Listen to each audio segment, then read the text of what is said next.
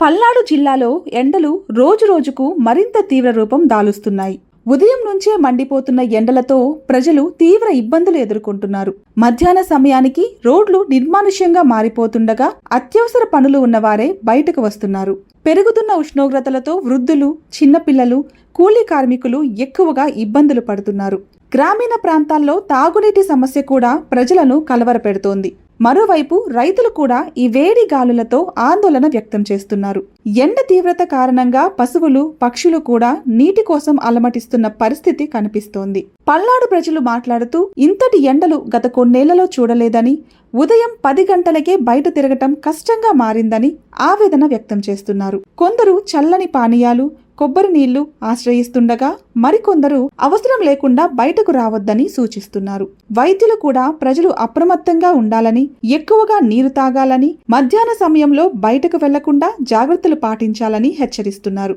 ఎండ తీవ్రతపై పల్నాడు ప్రజల స్పందనలు, వారి ఇబ్బందులు, తీసుకుంటున్న జాగ్రత్తలపై ప్రత్యేక కథనం వేవ్స్ మీడియా తెలుగులో.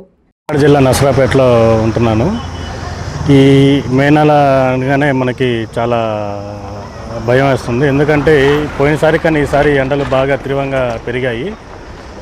రోజుకి 40 డిగ్రీలు దాకా ఉష్ణోగ్రత వస్తుంది. అది వేడి. ఈ మనం సామాన్య కుర్రోళ్ళు మనం తట్టుకోలేకపోతున్నాం. చాలా పెద్దవాళ్ళు, వృద్ధులు ఇట్లా వాళ్ళు ఎలా తట్టుకుంటున్నారో నిజంగా తలుచుకుంటేనే కొంచెం భయం వేస్తుంది. ఎవరైనా కానివ్వండి, ఏదైనా పని ఉంటేనే, అత్యవసర పని ఉంటేనే వచ్చి పెందలాడు చూసుకొని 11 ఎవరు వాళ్ళ ఇళ్ళకే వెళ్ళిపోవాలి. ఎందుకంటే ఇవి వడదెబ్బ తగిలిందంటే చాలా ఇబ్బందులు పడే అవకాశాలు ఉన్నాయి, కోలుకోలేని పరిస్థితులు ఉన్నాయి. ఇప్పుడు మన తింటున్న ఫుడ్ వల్ల కూడా కొంచెం చాలా మారిపోయింది. ఆ బాడీ కూడా తట్టుకోలేని పరిస్థితుల్లో ఉంటున్నాయన్నమాట. దయచేసి ఈ ఎండాకాలంలో అందరూ మంచిగా మంచినీళ్ళు, మజ్జిగ, కొబ్బరి నీళ్ళు ఎక్కువ తీసుకోండి, ఆరోగ్యంగా ఉండండి. నమస్తే అండి, నా పేరు బాబావాలి. ఎండలు ఘోరంగా ఉన్నాయి. బయటికి అత్యవసర పరిస్థితుల్లోనే రండి. యాజ్ ఏ డ్రైవర్గా నేను చేస్తున్నా, నీడలో చేస్తున్నా, కానీ చాలా ఇబ్బంది పడుతూ ఉన్నా. మా బాబాయ్ దయతో ఫ్యాన్ ఉండగా ఎట్లానో డ్యూటీ చేస్తున్నా, సరిపోతుంది.